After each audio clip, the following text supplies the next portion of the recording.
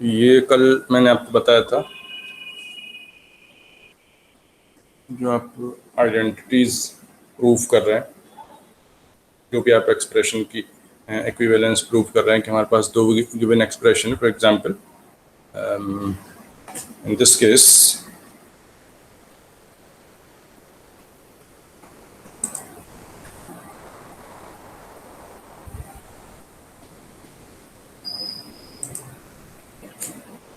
कल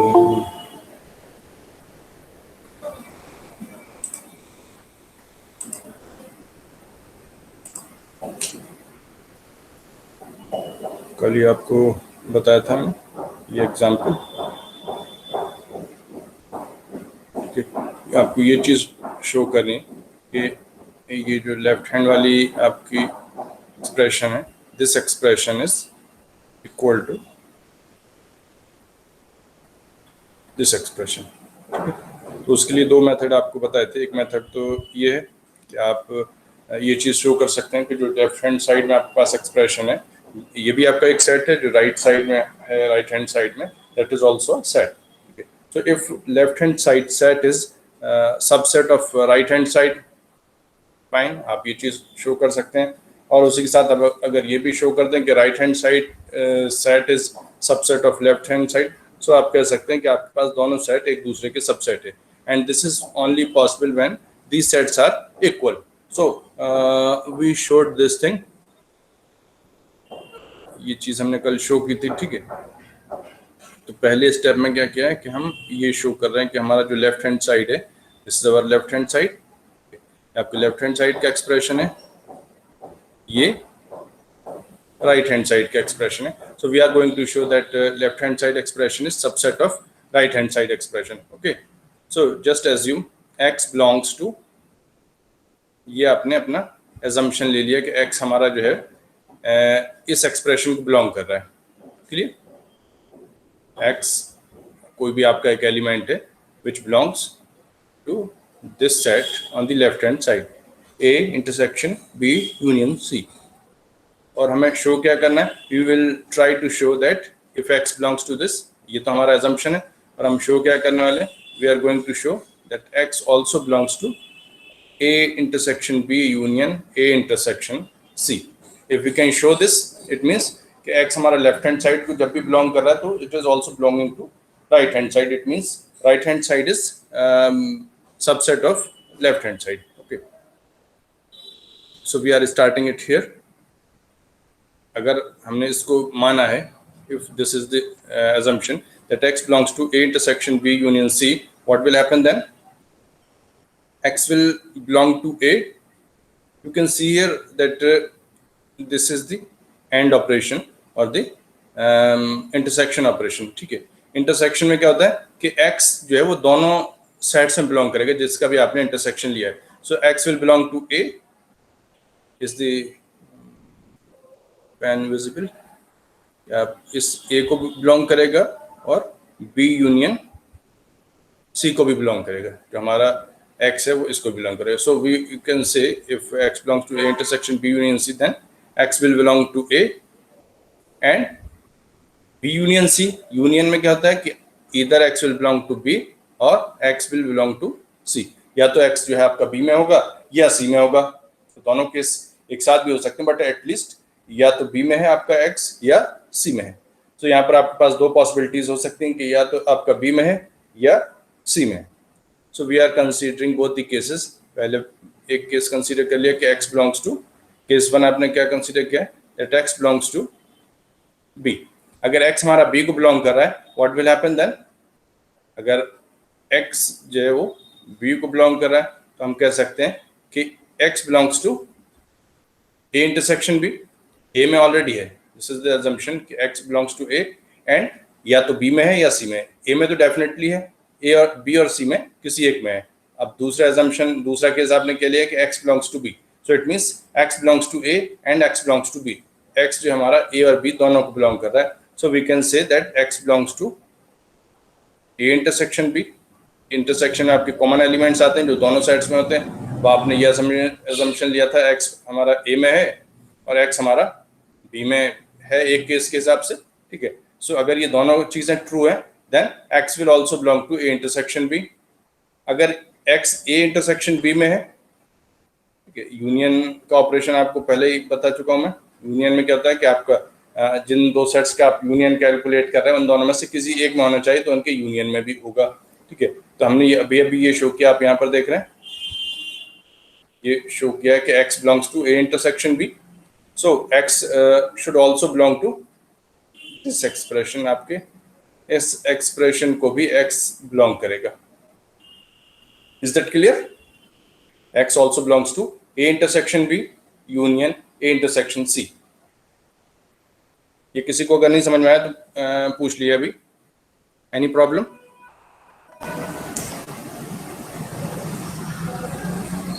मैंने कल आप लोगों को शायद उससे भी बताया था वेन डायग्राम से। देखिए ये हमारा assumption है कि this is our A, set A, this is set B and this is set C। A, B and C। x belongs to a का मतलब जो हमारा x है वो a में है।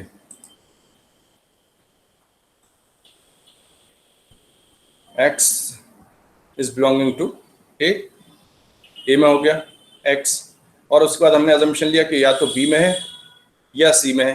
अगर b में है और a में तो ऑलरेडी है और b में है तो इसका मतलब x आपका यहाँ है। Is that clear? जो मैं आपको एक्सप्रेशन की हेल्प से दिखाता हूँ, आप वेन डायग्राम की हेल्प से भी देख सकते हैं। x बिलोंग्स टू a का मतलब कि x जो है वो a के सर्किल के अंदर है, x बिलोंग्स टू b का मतलब कि b के सर्किल के अंदर भी है, और x a और b दोनों में है, तो इसका मतलब ये इंटरसेक्शन वाले पार्ट में, यानी कि यहाँ पर होना चाहिए। अगर यहाँ है तो इसका मतलब कि a इंटरसेक्शन b में है।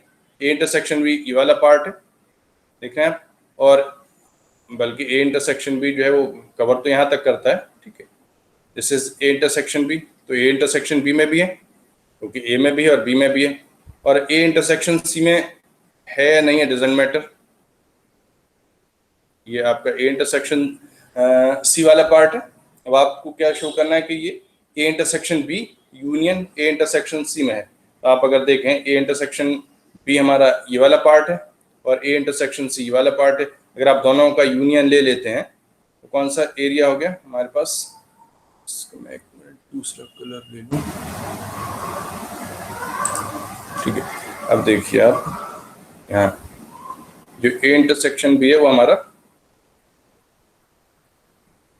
ये वाला एरिया हो गया। आपको दिख रहा है रेड कलर से मैंने किया है। ये जो शेडेड एरिया है ये आपका a intersection b union a intersection c आ गया। इसमें अगर आप देखें यहाँ पर हमारा x है, x was belonging to this region, it means कि x हमारा a intersection b union a intersection c में है। ठीक है, so we have prove this thing. ये जो यहाँ पर हमने प्रूफ लिखा हुआ था, हमें ये चीज शो करनी, so we have shown this. ठीक है, ये आपका एक केस था कि x हमारा b में है, a में तो आपका है ही x, b में है। ठीक है, अब आप दूसरा केस अगर कंसीडर करें, दूसरा केस क्या है? ये हमारा a है पार्ट, a में डेफिनेटली है हमारा x जो है, ये है b। ठीक है, और ये है सपोज हमारा c, a b and c। ये दूसरा केस कंसीडर कर रहा हूं मैं। ठीक है, दूसरे केस में क्या है? x belongs to c। ठीक है, x हमारा c को बिलोंग कर रहा है, और ये पहला एजम्पशन तो ये है कि x a में तो है, डेफिनेटली है। अब केस 1 में ये अज्यूम किया था कि b में है, केस 2 में आप ये अज्यूम कर रहे हैं कि x जो है वो हमारा c में है। a में ऑलरेडी है और c में भी है। a और c दोनों में होने का मतलब है कि x हमारा इस एरिया में है।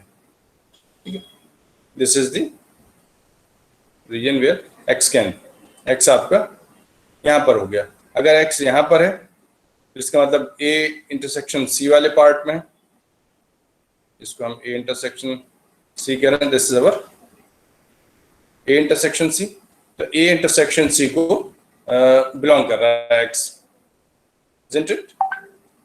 कि आपका जो a में भी है और c में भी है, इसका मतलब a इंटरसेक्शन c में भी है, दोनों में कॉमन एलिमेंट है x। ठीक है, अब ए इंटरसेक्शन बी में है या नहीं है डजंट मैटर, ऐसी भी पॉसिबिलिटी है कि ए इंटरसेक्शन बी में भी हो, लेकिन हमने ये केस लिया कि अब ये बी को बिलोंग नहीं कर रहा, ये सी को बिलोंग कर रहा है। अगर सी को बिलोंग कर रहा है तो यहाँ पर होगा।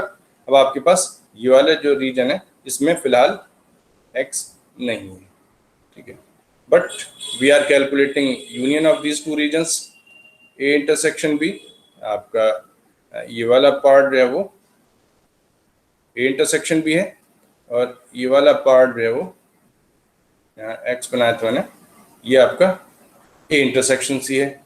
तो अगर आप दोनों का यूनियन लेते हैं इट मीन्स आपके पास ये वाला जो मैं शेड कर रहा हूँ रीजन, ये रीजन आ गया। यानी आप कह सकते हैं रीजन तो हमारा वही है जो ए इस वाले फिगर में जो ब्लू कलर से मैंने बनाया केस 1, और जो केस 1 था, और ये आपका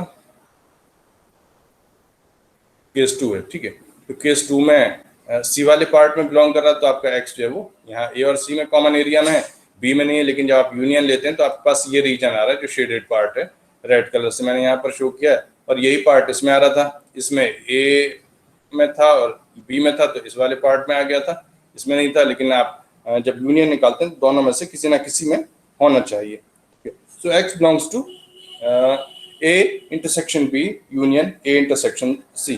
तो आपने ये सेकंड चीज भी शो कर दिए दोनों केसेस में, यानी कि दोनों केसेस शो करना इसलिए जरूरी ताकि ये ना हो कि आपका अगर बी में नहीं है तो क्या होगा। तो आपने दोनों चीजें शो कर दी हैं कि अगर बी में होता है तब भी हमारा ये राइट हैंड साइड में ट्रू है, यानी राइट हैंड साइड को बिलोंग कर रहा है, और अगर केस सेकंड केस है तो सेकंड केस के हिसाब से भी ये राइट हैंड साइड को बिलोंग करेगा।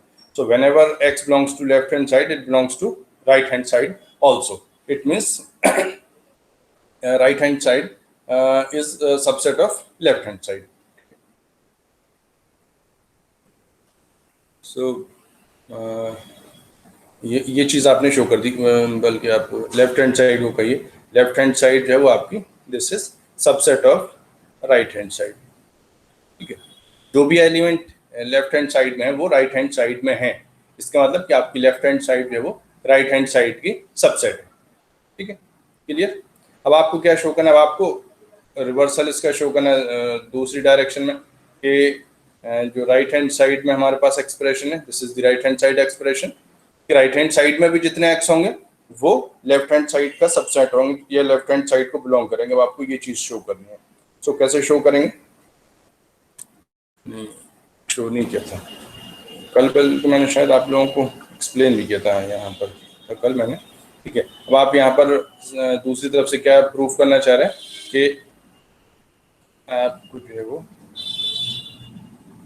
ये चीज शो कर रही है एक्स, ये आप एजम्पशन लेंगे, ठीक है, X belongs to A intersection B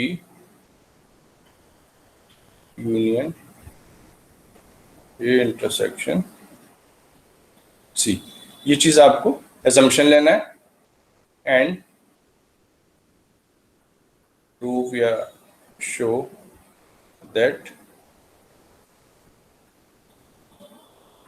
x belongs to A intersection B union C, ये चीज आपको शो करनी है, ठीक है। जो सेकंड आप चीज शो करेंगे वो ये होगी, ये आप एजम्पशन लेंगे। पहले केस में हमने क्या लिया था एजम्पशन, जो आपने लेफ्ट हैंड साइड को राइट हैंड के सबसेट प्रूफ किया, तो आपने लेफ्ट हैंड साइड में देखिए यहाँ पर आपको देख सकते ये चीज आपने पहले एज्यूम की थी, X belongs to A intersection B union C, और ये चीज आपने शो की थी। अब हम क्या एज्यूम कर रहे हैं, हम एज्यूम ये कर रहे हैं, this is our assumption that x belongs to A intersection B union A intersection C, and we will try to show that X also belongs to A intersection B union C, ठीक। अगर आप ये चीज show कर देते हैं it means कि आपका जो राइट हैंड साइड है वो लेफ्ट हैंड साइड का सबसेट हो जाएगा, ठीक है।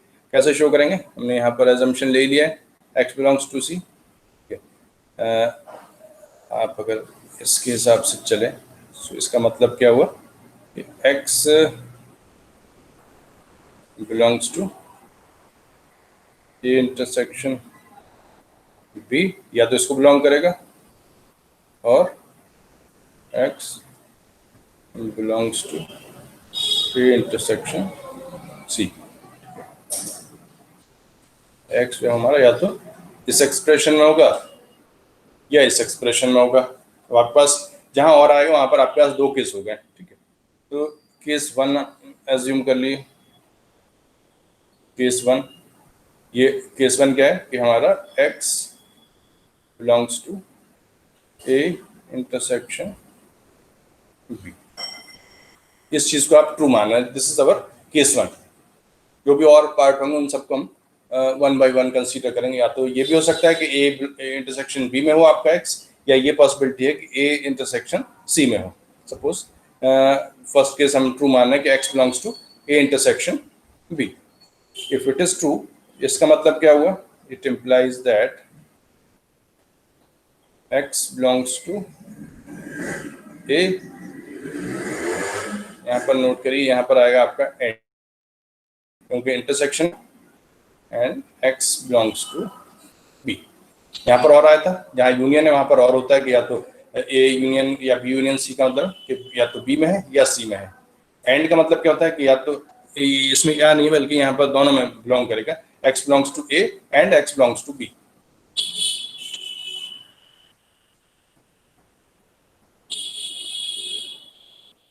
X belongs to A and अगर बी में है तो you can also say that x belongs to B union सी।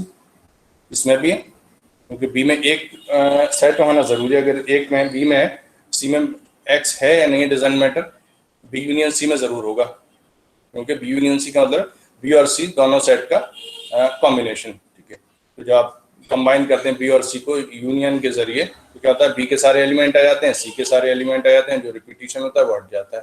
तो यहाँ पर बी में ऑलरेडी है आपका एक्स, ये आपने यहाँ पर शो किया है, ठीक है। ये चीज यहाँ शो करी कि बी में है, ठीक है। अगर बी में है तो बी यूनियन सी में भी होगा, ठीक है। It implies that x belongs to A intersection, and जो है वो इंटरसेक्शन से प्रेजेंट होता है, और ये चीज आपने शो कर दी है। ये हो गया बी यूनियन सी, ठीक है। तो इसका मतलब ये हुआ कि एक्स आपका इसको बिलोंग कर रहा है।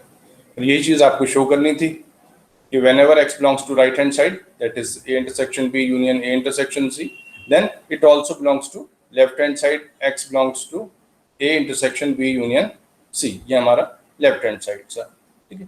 तो आपके केस वन के हिसाब से ये ट्रू है। केस टू कंसीडर करिए। क्या सेकंड केस हो जाएगा? ऊपर आपके पास दो एजम्पशन है, या तो x belongs to A intersection B और x belongs to A intersection C. A intersection B को आप ले चुके हैं, तो सेकंड केस क्या बचा? x बिलोंग्स टू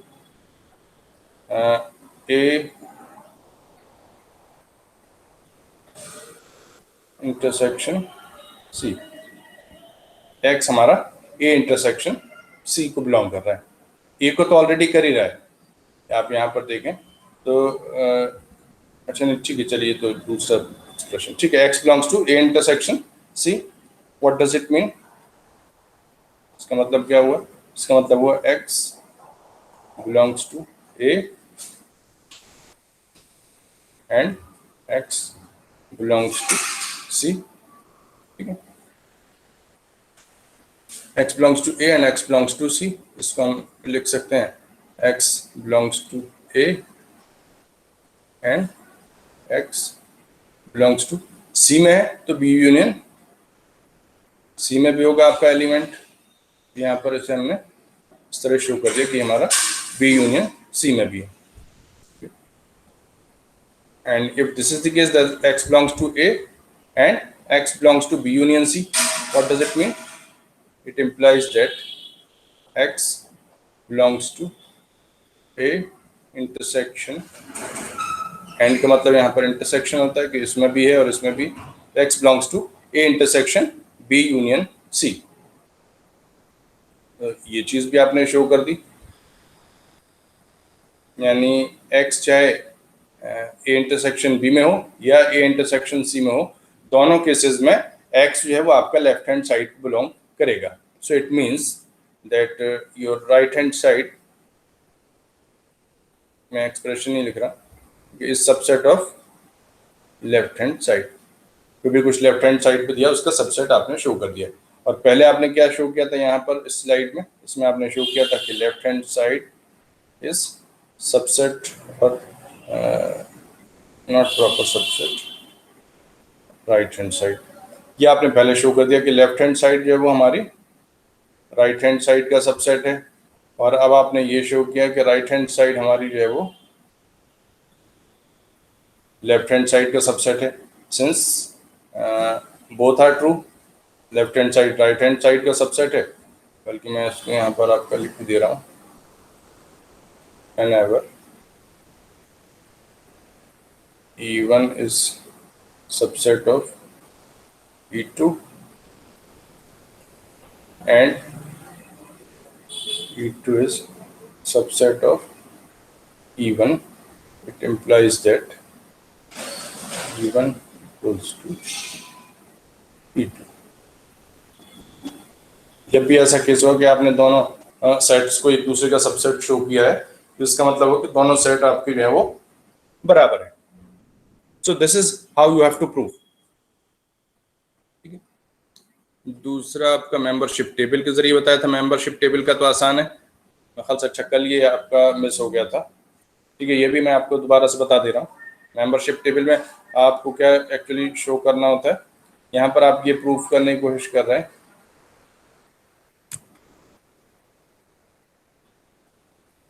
ठीक है, क्या प्रूफ करना है आपको? You have to show that A union B minus B equals to A minus B. ये आपके पास जैसे ट्रुथ टेबल होती है उसी तरह की यहाँ पर एक टेबल क्रिएट कर लिए. ये आपके सेट्स हैं ए बी, ये है का पूरा ए यूनियन बी, ये है A union B minus B, और ये है ए माइनस बी. ठीक है, तो अगर आपका x सेट A में है देन वी विल राइट 1. अगर B में है तो B के कॉलम में 1 लिखेंगे. A यूनियन B में है तो A यूनियन में 1 लिखेंगे. तो जहाँ पे जिस सेट को आपका x बिलोंग करेगा वहाँ पर हम 1 लिखेंगे, जहाँ पर बिलोंग नहीं करेगा वहाँ पर हम 0 लिख रहे हैं. सो पहला केस आपके पास क्या हो सकता है, ना A में है ना B में है.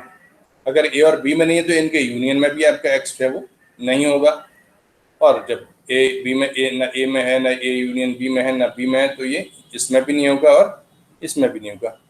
तो वेरी सिंपल. ठीक, कहीं भी नहीं है. जब x है ही नहीं तो किसी को भी बिलोंग नहीं कर सकता है. अब आपका केस यहाँ से आए, यहाँ से आपको थोड़ा सोचना पड़ेगा. x does not belong to A. A में आपका x जो है वो नहीं. बी में है, अगर बी में है तो ए यूनियन बी में भी होगा. तो जो भी ए और बी के सारे एलिमेंट हैं वो इसमें आ जाते हैं, तो ए यूनियन बी में होगा. ये अब ए यूनियन बी में था, उसमें से बी वाला पोर्शन निकाल दिया. बी में तो था ये, ए यूनियन बी में भी था और बी में भी था, तो जो कॉमन पोर्शन है दोनों का वो यहाँ से कट हो गया, यानी कि ये निकल गया. तो अब ये x इसमें नहीं है, इस एक्सप्रेशन को बिलोंग नहीं कर रहा. हमारा x जो है does not belong to this expression. Similarly A में नहीं है और बी में है, आपने बी को निकाल दिया. क्या बचा? जो ए वाला पार्ट बचा है वही सिर्फ रह गया. बल्कि मैंने आप लोगों को पहले ग्राफिकल प्रेजेंटेशन में दिखाया था कि ये आपका सेट ए है, ठीक है, और ये आपका सेट बी है. तो जब आप ए माइनस बी करेंगे तो इतना पार्ट आप जो है वो निकाल देंगे. जो बी के साथ कॉमन है वो एरिया यहाँ से सब्ट्रैक्ट हो जाएगा. तो ये पोर्शन यानी ए जो है वो इतना रह गया. ए का पोर्शन ए माइनस बी करने पर इतना रह जाएगा. This is A minus B, यानी आपने ए में से बी को निकाल दिया.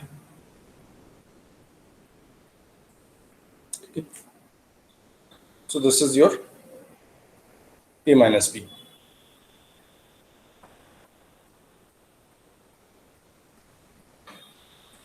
ए माइनस बी में आपके पास नहीं है. अब देख रहे हैं, ये मैं आपको शो कर रहा था कि ए में नहीं है, बी में था, तो ए यूनियन बी में भी था, उसमें से माइनस कर दिया दोनों जगह से निकल गया। अब a माइनस बी में भी नहीं होगा क्योंकि आपने इसमें से b वाला पार्ट माइनस कर दिया। तो what is remaining, only a minus B is remaining, ठीक है। तो a माइनस बी में तो डेफिनेटली नहीं होगा क्योंकि a में पहले ही नहीं था।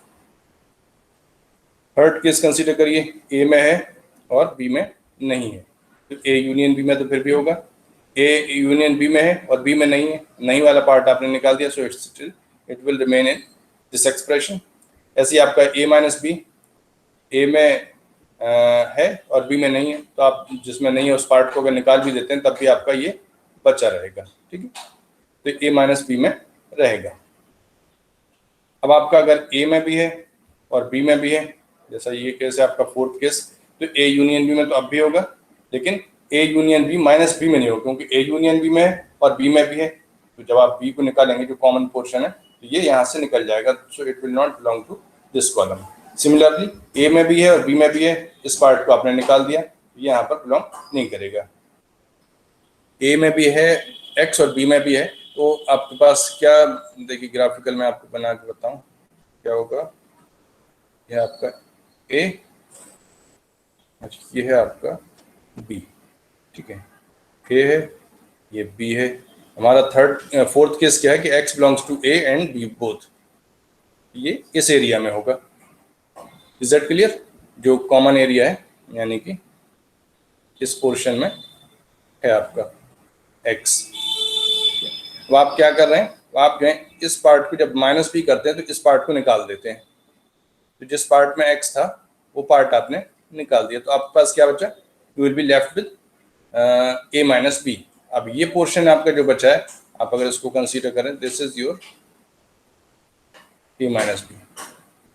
ये जो हिस्सा बचा हुआ है ये आपका a माइनस बी है, और a माइनस बी में x नहीं है क्योंकि ये b में था तो b के साथ यहाँ से चला गया। So this is remaining portion a minus B में नहीं है। So this how we can show with the help of membership table. या आप जो है मेंबरशिप टेबल की हेल्प से जो है शो कर सकते हैं कि हमारे पास कौन से एलिमेंट हैं और कौन से एलिमेंट नहीं है।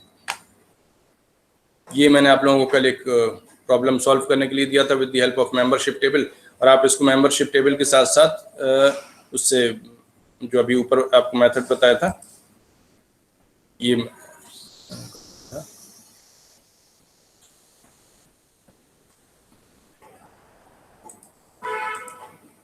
इस मेथड से, ठीक है, म्यूचुअल सबसेट मेथड से आप जो है इसको शो करें।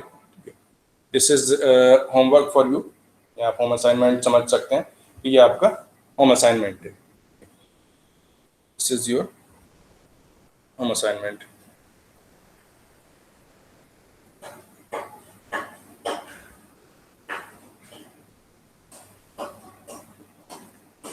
ये आप लोगों को करके गूगल क्लासरूम पर सबमिट करना है। Is that clear? आप इसको गूगल क्लासरूम पर शो करेंगे, जो आप लिख लें, बना लें, इसको आप स्कैन करके या चाहे वहीं पर लिखें, वैसे स्कैन करके ज़्यादा आसान होगा आपके लिए लिखना। ये जनरलाइज्ड फॉर्म है यूनियन की, कि आपके पास जैसे अभी था आपने ए यूनियन बी कैलकुलेट किया था, बाइनरी ऑपरेटर है ए यूनियन बी, तो आप दो सेट के बीच में यूनियन निकाल सकते हैं। इसी तरह आपके पास अगर एन सेट्स हैं तो आप एन सेट्स का यूनियन जो है वो कैलकुलेट कर सकते हैं। You can write A union B, देखिए क्या लिखा हुआ है यहाँ पर,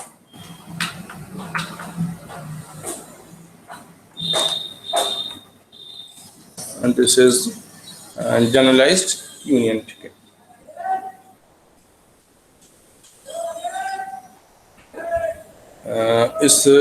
इसको आप कह सकते हैं एनरी। आपके पास बाइनरी ऑपरेटर है तो दो के ऊपर आपने उसे ऑपरेट करवाया था, आप अगर इसे एन सेट्स के ऊपर अप्लाई करें तो ये एनरी यूनियन आपका बन जाएगा। एनरी यूनियन का मतलब A1 union A2 union A3 union A4 up to AN।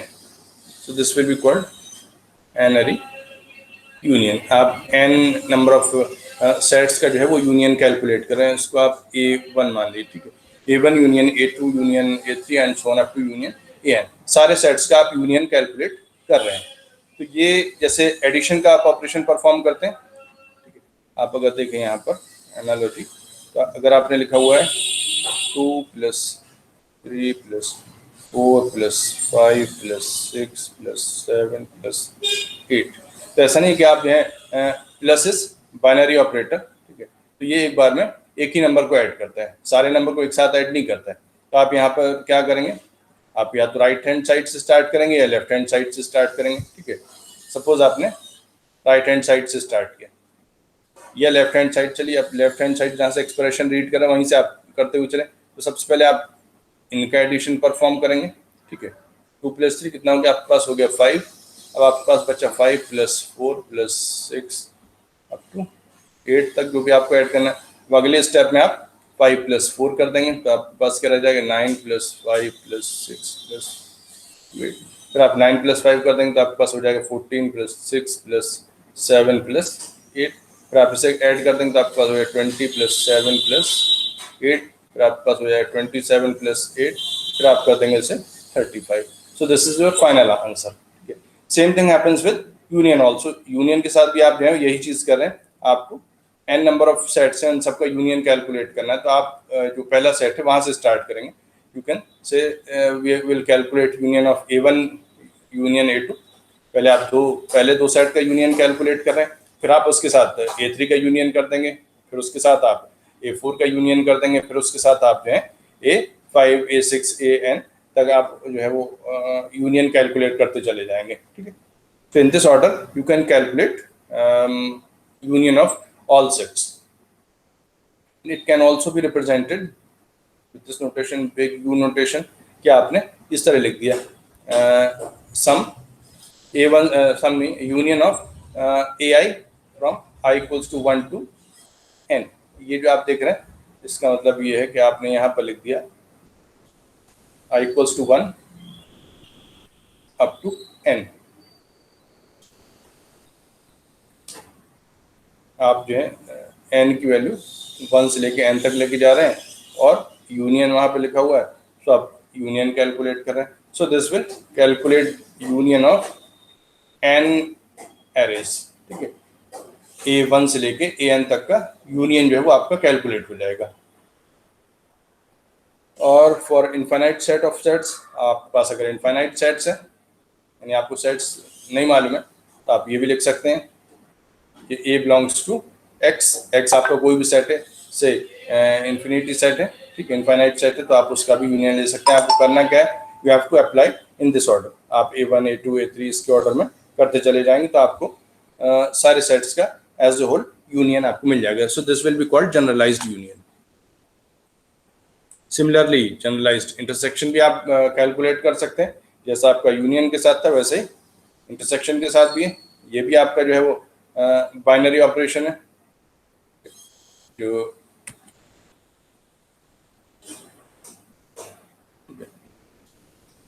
ये जो आपका इंटरसेक्शन है this is also binary operation. ये इंटरसेक्शन भी आप कैलकुलेट कर सकते हैं, लेकिन आपके पास अगर बहुत सारे सेट्स हों और सबको आपको इंटरसेक्शन कैलकुलेट करना है तो you can write A1 intersection A2 intersection A3 A4 up to AN और अप्लाई भी इसी ऑर्डर में होंगे।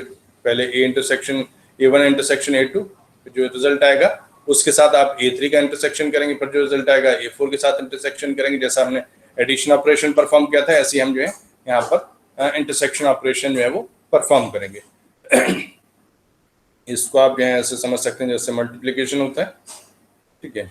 मान लिया आपको यहाँ पर लिखा हुआ है 2 into 3 into 4 into 5 into 6 into 6 into 7, तो कितना हो जाएगा।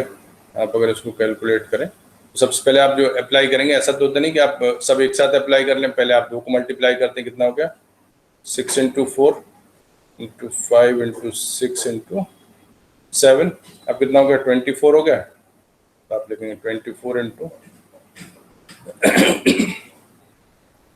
आपके पास हो जाएगा 120। ऑर्डरिंग तो वही है, बस मैं आपको शो कर रहा हूँ, इंटू 720 इंटू 7, ये कितना हो जाएगा 0450, ठीक है। ये आपके पास आंसर आ गया। तो जैसे आपने मल्टीप्लिकेशन को अप्लाई किया 1 by 1 आप 1 by 1 उसके जो है वो मल्टीप्लिकेशन करते चले आए, ऐसे ही आप यहाँ पर जो है वो यूनियन कैलकुलेट करते जाएंगे। यहाँ पर आपके पास सेट्स हैं जिनके ऊपर आपको अप्लाई करना है। ये बिग आर्क नोटेशन कहलाता है। इसको भी आपका लिखने का मेथड वही, बस यहाँ पर इंटरसेक्शन का सिंबल आ गया है, i इक्वल्स टू 1, 1 से लेकर कहाँ तक, n तक। और किसका इंटरसेक्शन आपको कैलकुलेट करना है, आपको ए आई का इंटरसेक्शन जो है वो कैलकुलेट करना है। और अगर आपके पास इनफाइनाइट सेट्स हैं तो आप ये एक्सप्रेशन यूज कर सकते हैं, ठीक है। मैं आपको ऐसे आज नई स्लाइड शुरू करने वाला था, तो कल कुछ आपका रह गया था और आज भी कुछ स्टूडेंट ने कहा कि सर रिवाइज करते हैं, इसलिए मैंने रिवाइज कर दिया। अच्छा, आप लोग जल्दी से अपनी अटेंडेंस यहाँ पर अपने रोल नंबर्स इनपुट कर दिए, ठीक है।